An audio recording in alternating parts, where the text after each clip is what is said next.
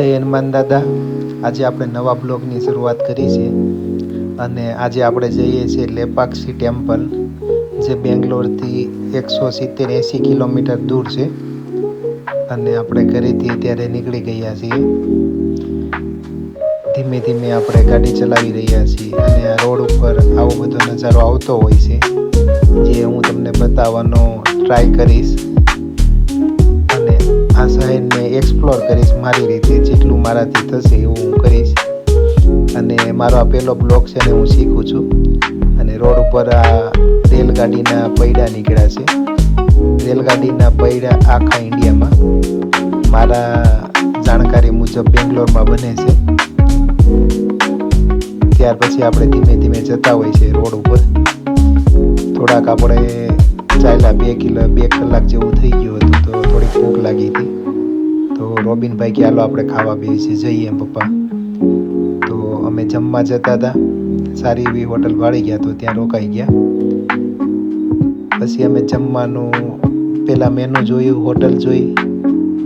હવે મોસ્ટ ઓફલી pure veg hotel હોય, જ્યાં ઈંડા પણ ના મળતા હોય એવી હોટલમાં જ મોસ્ટ ઓફલી અમે ખાતા હોય છે, નહીં અમે ક્યાંય લંચ કે બ્રેકફાસ્ટ કે ડિનર કરતા નથી। અમે હવે જમવા બેસી ગયા। રોબિનભાઈ તો હેપી થઈ ગયા, એને તો બહુ મજા આવી ગઈ। તો આપણે તો પહેલાં ચા પીવાની હોય એટલે ચાનો ઓર્ડર આપી દીધો હતો અને ચા પીવાની સ્ટાર્ટ કરી દીધી।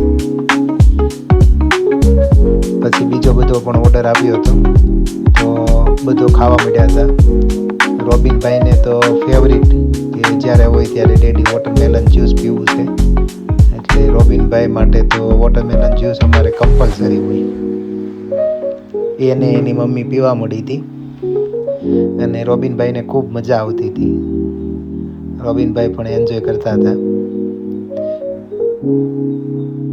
તો થોડાક અમે ગાડી ચલાવવાની ટ્રાય કરી, તો આગળ વિમાન આવતું હતું, તો બધાને આપણે બતાવીએ વિમાન કે ઉપરથી વિમાન હાવ નજીકથી કેવું લાગતું હોય। બધાને વિમાન બતાવ્યું કે આવું વિમાન હોય છે। એમ કરતાં કરતાં અમે ગાડી ચલાવતા હતા ત્યાં હવે આવી ગયા છીએ આપણે લેપાક્ષી ટેમ્પલ, જે આશરે 14મી કે 15મી સદીમાં બનેલું છે। જે મારી જાણકારી છે એ કહું છું, મને બહુ આનું નોલેજ નથી। અને મંદિરમાં જવાની ટિકિટ 10 રૂપિયા હોય છે, જે મામૂલી ફી છે, જે અમે પે કરી દીધી હતી। પછી રોબિનભાઈ કે હાલો ડેડી કંઈક ખાઈએ, તો ચોકોબાર ખાધી। તો અહીંયા ચોકોબાર ખાલી 10 રૂપિયાની હતી, તો અમે ચોકોબાર ખાધી। અને આ લેપાક્ષી મંદિર છે, જે 14મી સદીમાં બનેલું છે અને ખૂબ પૌરાણિક છે। અને આ મંદિરમાં ક્યાંય પણ સિમેન્ટ, કેમિકલ, રેતી, કપસી ક્યાંય વપરાણી નથી।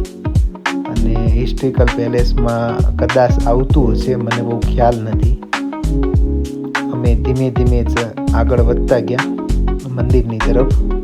તો પહેલાં અમે જે લેપાક્ષીમાં કહેવાય છે કે અહીંયા જ્યારે સીતા માતાનું હરણ કરીને રાવણ જતા હતા, ત્યારે રાવણને જે અહીંયા યુદ્ધ કર્યું હતું ત્યાં લેપાક્ષી સાથે, તો અહીંયા એમનું મૃત થયું હતું। અને રામ ભગવાન ગોતતા ગોતતા જ્યારે આવ્યા હતા રામાયણ કાળમાં, ત્યારે અહીંયા રામનું મિલન થયું હતું ઘુવડ સાથે, અને એમણે કહ્યું હતું કે અહીંથી રાવણ સીતા માતાને લઈ ગયા છે એવી નિશાની આપેલી ને એવું કંઈક છે।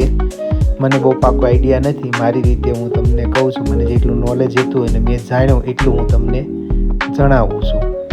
પછી ધીમે ધીમે આપણે કરતાં ઉપર જતા હતા, તો ત્યાં લેપાક્ષી મંદિરમાં ધીમે ધીમે આગળ જઈ રસ્તામાં એક ભાઈ સ્ક્રેચ બનાવતા હતા, એ જોયો। ધીમે ધીમે કરતાં આપણે નજારો પણ સારો હતો, બહુ ઠંડી હતી અને સનલાઇટ નહોતી, તો બહુ જ મજા આવ્યું હતું જોવા ઉપરથી આજુબાજુનો નજારો, કે બહુ જ મસ્ત લાગતું હતું।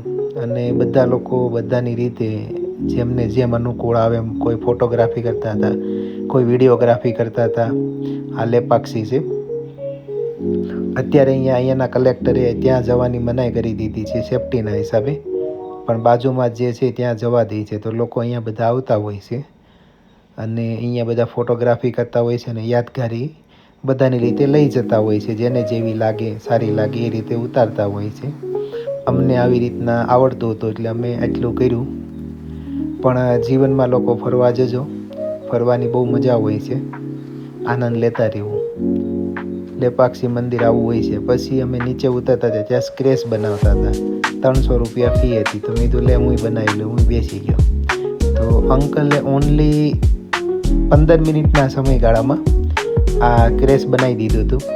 હું સામો બેસી ગયો તો એણે બનાવી દીધું. તો આ લોકોની જે ક્રેસીસ માટે કોઈ મતલબ પેઇન્ટિંગ કરવાનું હોય, કોઈનામાં રસ હોય તો આ સેક્ટરમાં પણ આગળ જવાય. કે અમારી નજર સામું એક કાકાએ 3 ક્રેસીસ ખાલી 1 કલાકમાં બનાવી દીધા હતા અને 900 રૂપિયાની ઇન્કમ કરી હતી. પછી અમે આ લેપાક્ષી મંદિરે પહોંચી ગયા. બહુ જ જૂનું છે. આ મંદિરમાં ક્યાંય પણ ઈંટ, રેતી, કપસી, સિમેન્ટ વપરાણી નથી. ખાલી આ જે પથ્થર હોય સિંગલ પથ્થરમાંથી કટિંગ કરીને આ લોકો બનાવતા છે. કેમ બનાવતા હોય ખબર નથી, પણ બહુ જ સારું છે. અમે હાઈ હેલો કરતાં કરતાં આગળ જતા રહ્યા. આ મંદિરમાં એવું કહેવાય છે કે એક પથ્થર એવો છે, બીમ જે કોલમ ઊભો કરેલો હોય એ કે હવામાં તરે છે. એની નીચેથી તમે કપડું કાઢી લો અને જે માનતા કરો તો તમારી મન્નત પૂરી થાય છે, એવું જૂના લોકો કહે છે.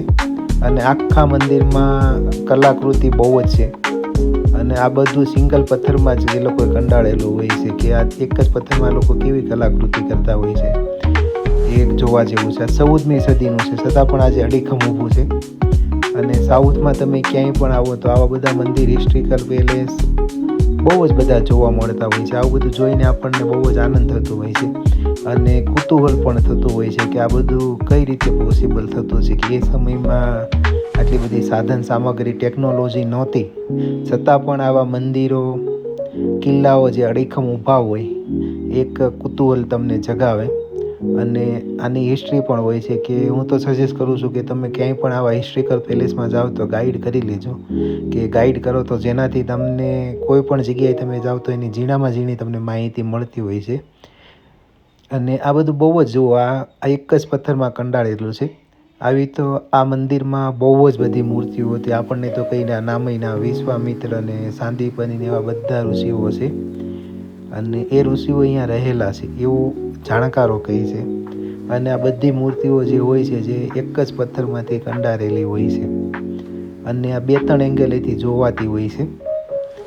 જો આ મૂર્તિઓ કેવી કંડારેલી છે, બહુ જ મસ્ત આ લોકોનું કંડારકામ. એ સમય જ્યારે 14મી સદીની ટેકનોલોજી, કે એ લોકો કેટલા અત્યારથી આગળ હશે. જુઓ, એક જ પથ્થરમાં ચારેય બાજુ મૂર્તિઓ કંડારેલી છે. તો આ કેટલું મસ્ત કંડારતા છે. જુઓ, આ રીતે અલગ અલગ બધી નરસિંહ ભગવાન, સાંદીપની ઋષિ, નટરાજ, શંકર ભગવાન, એવા બહુ બધા ભગવાનના નામ હોય છે. આપણને, મને તો ભગવાનના નામ એટલા બધા આવડતા નથી, જૂના ઋષિ મુનિઓના એ બધાના. પણ આ લોકોનું જે કંડારકામ હોય એ બહુ જ મસ્ત હોય છે. જો આમાં ક્યાંય પણ સિમેન્ટ, રેતી, ઈંટ, કપસી નથી દેખાતી. અને છતાં પણ આજે 14મી સદીથી જે ઊભેલું છે, આજે અડીખમ ઊભું છે આ લેપાક્ષી ટેમ્પલ. આની હિસ્ટ્રી બહુ જ અદ્ભુત છે કે તમે યુટ્યુબમાં જઈને લેપાક્ષી ટેમ્પલ કરીને સાંભળવા વિનંતી. જો અહીંયા એવું કહેવાય છે કે સાંદીપની ઋષિ, એ બધા ઋષિની અહીંયા બેઠક હતી. જ્યારે શંકર ભગવાનને પરણીને આવ્યા હતા ત્યારે અહીંયા બેઠા હતા એવું કહેવામાં આવ્યું હતું. અમને એવી માહિતી છે. અહીંયા જ્યાં અમે ગયા ત્યારે માહિતી લીધી હતી. અને બહુ બધું સારું એવું હતું. લોકો બહુ બધું નોલેજ લેતા હતા. અને ફરવાનું પણ સારું છે. અને આ લેપાક્ષી ટેમ્પલનું હિસ્ટ્રી પણ બહુ જ અદ્ભુત છે. પછી તો અમે થોડી ઘણી ફોટોગ્રાફી કરી અને આખું મંદિર જોયું. તો આખું મંદિર જોતાં જો તમે નિરાતે મંદિર જુઓ તો તમારે આરામથી 4થી 5 કલાક, બારીકાઈથી જુઓ તો 5 કલાક જોઈએ. અને ચાલવાનું પણ બહુ જ હોય છે. અને આ કંડારકામ જો આ રીતે હોય છે. અમે ફોટોગ્રાફી કરી પછી, અને ત્યારબાદ રોબિનભાઈની અમારી નટખટ વૃત્તિ, અમે બેઠા, રોબિનભાઈએ ફોટો પાડી દીધો છે. આવું બધું હોય છે. અને અમે મજા કરી. હું બ્લોગ બનાવવાની ટ્રાય કરું છું. હું જોઉં છું કે મારાથી બ્લોગ બને છે, કેમ બને છે. બધા લોકો અત્યારે બ્લોગ બનાવે છે તો આપણે વિચાર્યું કે હાલો આપણે સ્ટાર્ટ કરી દઈએ, જેવા આવડે એવા બનાવશું. જો આ રીતે હોય છે.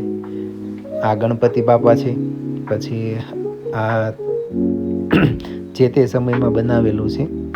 આ બધું લેપાક્ષી મંદિરની અંદર જ આવે છે. જો હમણાં શંકર દાદા આવશે નાગવાળા, આમાં 7 ફેણ છે એવું કહે છે. અને આ જે મૂર્તિ કંડારેલી છે એવું કહેવામાં આવે છે કે આ મૂર્તિ એક જ દિવસમાં ને એક જ પથ્થરમાં બનાવી નાખી હતી. જ્યારે બપોરનું જમવાનું શું ત્યાં બનાવી નાખી હતી એવું કહેવામાં આવે છે આ મૂર્તિ. અને આ પણ 14મી સદીમાં જ બધું બનાવેલું હતું. ત્યાં પણ અમે થોડીક ફોટોગ્રાફી કરી લીધી. પછી અમે થોડા આગળ આવ્યા તો અહીંયા એવું કહેવામાં આવે છે જ્યારે રાવણ હરણ કરી ગયો સીતા માતાનું, ત્યારે સીતા માતાએ આ સીતા માતાનો પગ છે તો તમે પણ દર્શન કરી લેજો. જ્યારે રાવણ હરણ કરીને ગયો ત્યાં સીતા માતાએ કંઈ એક નજર કરી, એક કૃત થયા છે ત્યારે એમનો પગ પડી ગયો એવું કહેવામાં આવે છે.